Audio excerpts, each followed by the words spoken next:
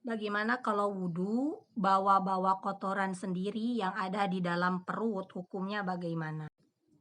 Jawabannya, hukum wudhunya tetap sah. Sholatnya juga ya tetap sah. Kita sholat bawa kotoran yang ada di dalam perut, itu tetap sah sholatnya. Karena begini, kotoran ya yang berada di dalam perut itu tidak dihukumi najis ya. Artinya ketika kita bawa kotoran dalam perut, ketika kita sholat, itu sholat kita tetap sah. Adapun kalau kotoran tersebut sudah keluar dari tubuh kita, mau itu keluarnya jalan depan ya atau keluarnya jalan belakang. Kalau jalan depan misalkan pipis, kalau jalan belakang misalkan kotoran. Kemudian misalkan si pipisnya itu tidak dibersihkan ya, menempel gitu di bagian kemaluan. Tidak dibersihkan sama sekali begitu.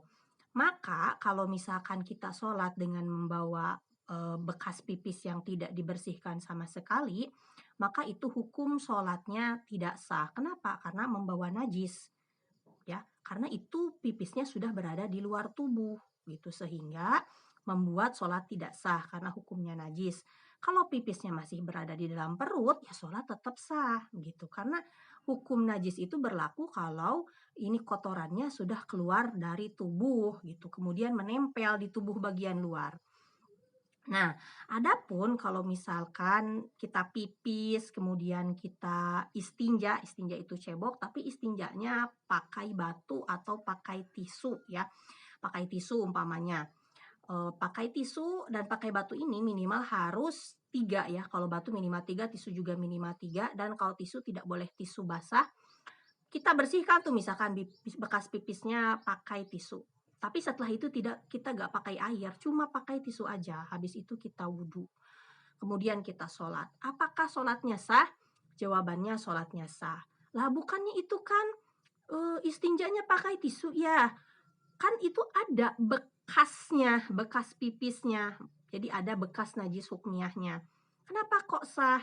Karena bekas najis hukmiyah dari sisa istinja diri sendiri itu hukumnya dima'fu ketika sholat ya. Jadi gak apa-apa, sholatnya tetap sah. Beda cerita kalau gak istinja sama sekali ya. Habis pipis gak istinja pakai tisu, gak istinja pakai batu, gak istinja pakai air gitu. Gak cebok lah sama sekali, kemudian langsung wudhu dan sholat baru itu tidak sah karena berarti itu membawa najis yang tidak dimakfu begitu. Sekian penjelasannya, semoga bermanfaat dan mudah difahami.